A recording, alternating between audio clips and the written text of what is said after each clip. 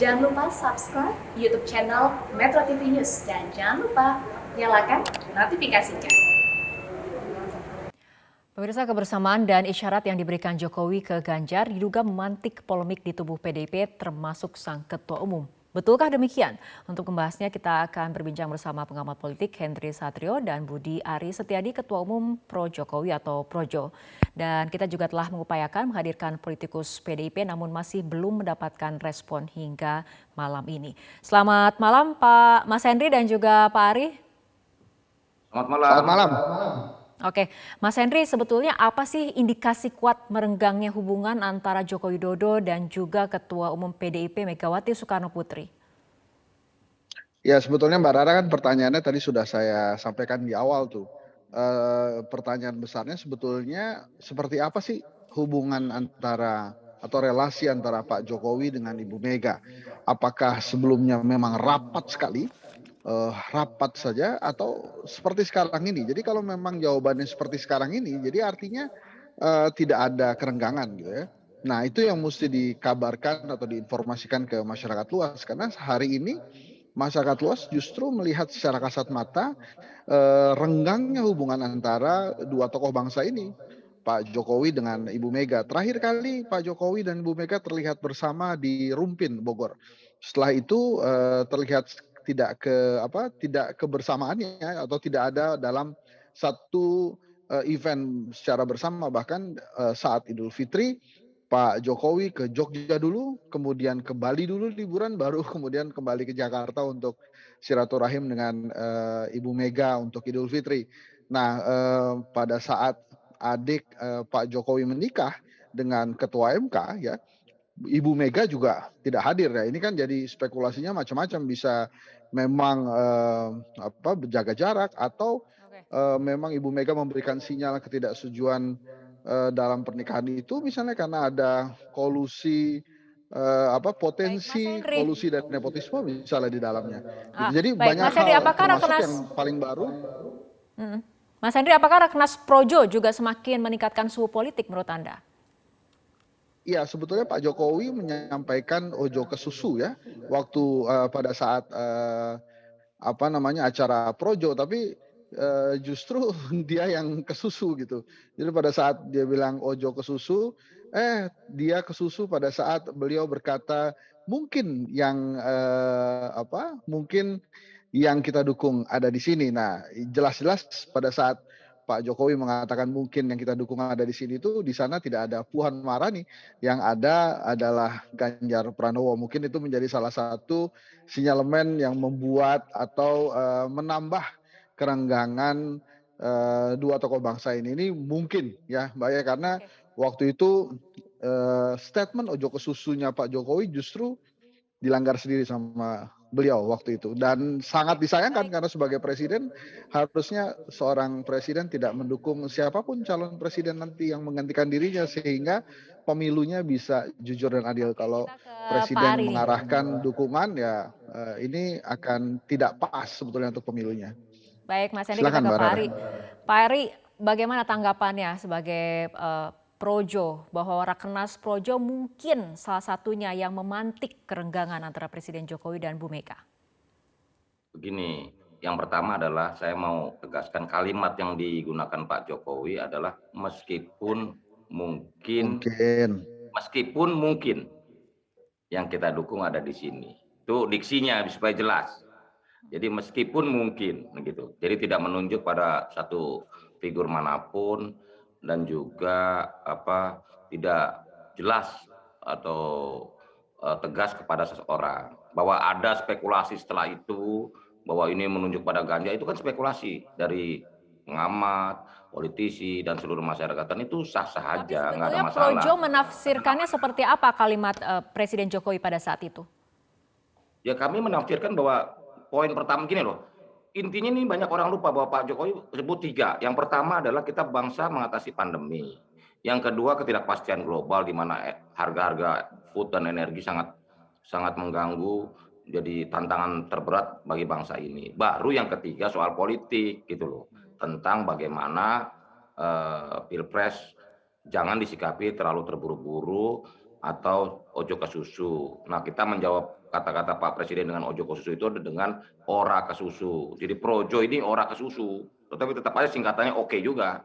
Baik ojo ke susu maupun ora ke susu singkatannya oke. Jadi projo oke begitu loh. Ora ke susu menjawab ojo ke susu. Begitu, Mbak. Oke. Baik, Mas Henry tanggapannya? Ya harus begitu Projo menyikapinya gitu kan. Masa kemudian dia berbeda dengan Pak Jokowi. Tapi yang jelas yang di situ itu kan tokohnya yang terkenal dan kemudian dianggap sebagai orang dekat Pak Jokowi kan Ganjar Pranowo, Muldoko dan Budi Aris Setiadi kan yang berada di jajaran pemerintah itu, dan yang elektabilitasnya masuk lembaga survei ya Ganjar Pranowo. Jadi kecil kemungkinannya kalau pada saat Pak Jokowi mengatakan mungkin yang kita dukung ada di sini itu larinya ke Pak Muldoko atau Mas Budi Aris Setiadi gitu. Justru saya rasa situ sih nggak usah jadi pengamat lah. Apa yang disampaikan Pak Jokowi itu kan pasti menuju ke Mas Ganjar Pranowo gitu. Oke, Pak Ari tanggapannya? Ya memang tidak bisa dihindari apa interpretasi seperti itu, dan kita juga tidak melarang interpretasi seperti itu, begitu loh. Karena juga audiens, jangankan kita, peserta Rakernas pun sudah gemuruh begitu loh, sehingga juga mereka punya pemahaman yang sama kan, sinyalnya sama nih, tone-nya sama, jadi langsung terjawab. Dan saya yakin peserta dan peserta yang hadir di Rakernas sudah paham apa yang dimaksud Pak Jokowi gitu. Tapi yang pasti, Mas Ari, saya ya, nanya ya, apakah acara tersebut memang sengaja dibuat untuk Ganjar Pranowo, Mas Ari? oh enggak dong, itu Oh acara. enggak. Bukan, itu kan Rakernas 5 ini kan bagian dari program organisasi di mana Projo menyelenggarakan Rakernas 5. Kenapa dipilih Borobudur? Karena Borobudur itu termasuk satu dari 5 kawasan super prioritas nasional. Yang ketiga, kami juga ingin sekali-sekali lah kita bikin acara berskala nasional ini jangan di hotel tapi di desa gitu loh. Dan Pak Jokowi senang sekali kita bikin acara di desa. Jadi anti mainstream sedikit lah. Bikin konsolidasi organisasi tingkat nasional tapi di desa. Gitu aja. Bukan khusus untuk Artinya pernyataan dari Mas Presiden Ganjar, tidak menyeratkan gitu loh. dukungan terhadap Oh. Ganjar Pranowo atau seperti apa, Pak Ari? Ya, Dan misalnya bahwa- mengundang ketua DPR gitu, Mas Ari waktu itu. Gini loh, kami mengundang seluruh. Mbak Puan kami undang. Cuman beliau berhalangan karena ada di Singapura. Pak Erlangga sebagai ketua Umum Golkar kami undang. Cuman beliau ada acara di Davos. Jadi kita punya keinginan, niat adalah untuk mengundang semua tokoh-tokoh partai politik gitu loh. Nah, bahwa beliau punya jadwal lain sehingga berhalangan hadir ya itu soal lain gitu loh. Tapi niat kami sebagai Projo sudah mengundang mereka gitu loh. Nah, sehingga akhirnya Pak Ganjar sebagai Gubernur Jawa Tengah, kami mengundang Pak Ganjar pun sebagai Gubernur Jawa Tengah gitu loh. Dan kan nggak elok bagi kita Projo kalau bikin acara di Jawa Tengah tidak mengundang Gubernur Jawa Tengah. Kita yang salah Mas dong. Henry. Ya, Mas Henry, sebetulnya menurut Anda, dari penilaian Anda, apakah kemudian Presiden Jokowi ataupun Jokowi ini akan menjadi kingmaker di pemilu 2024 mendatang? Nggak boleh Mbak Rara jadi kingmaker, orang presiden, penguasa oleh kepala pemerintahan, kepala negara, nggak boleh jadi kingmaker. Itu kalau jadi kingmaker gimana nanti kualitas pemilunya? Sudah dari awal tidak jujur dan adil nanti citranya. Jadi presiden nggak bisa tuh jadi kingmaker, dan dia nggak boleh, dia tidak boleh mendukung satupun calon presidennya. Jadi bukan mendukung semua malah. Kalau mendukung semua nanti iri-irian. Tapi tidak boleh mendukung satupun. Nah itu untuk menjaga kualitas demokrasi kita gitu. Nah itu yang harusnya dicamkan oleh. Tapi saya yakin Presiden Jokowi paham itulah. Kemarin keceplosan aja mungkin di Magelang itu. Oke. Pak Ari. Ya, suasana kan membuat seseorang bisa melemparkan sejalan statement seperti itu. Tapi yang pasti memang saya juga menyadari, saya sudah sampaikan ke Pak Presiden bahwa Pak Jokowi sebagai presiden, sebagai kepala negara, kepala pemerintahan memang harus netral dalam Pilpres 2024. Tapi Projo kan nggak mungkin netral, gitu loh.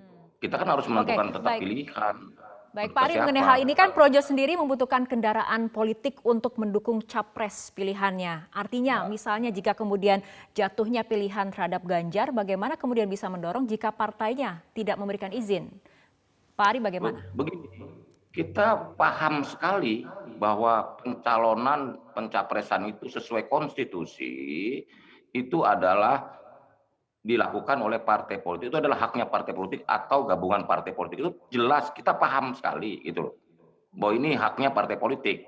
Nah persoalannya ini kan dinamika masyarakat harus kita artikulasikan sehingga masyarakat ini jangan ditinggal, karena pesta demokrasi 2024 ini kan kedaulatan ada di tangan rakyat. Masyarakat cuma dimobilisasi untuk nyoblos doang, untuk dukung doang. Masyarakat harus terlibat sejak awal dari proses, termasuk menentukan kriteria figur dan juga program-programnya. Begitu loh. Ini kan demokrasi. Demokrasi mensyaratkan partisipasi. Begitu loh. Oke, Jadi baik. partisipasi rakyat itu menjadi penting. Dan itu tugas kami Projo untuk mendorong partisipasi rakyat. Oke, baik, kita lihat bagaimana dinamika ke depannya. Terima kasih Pak Ari dan juga Mas Henry telah berbincang bersama kami malam hari ini dalam Prime Time News.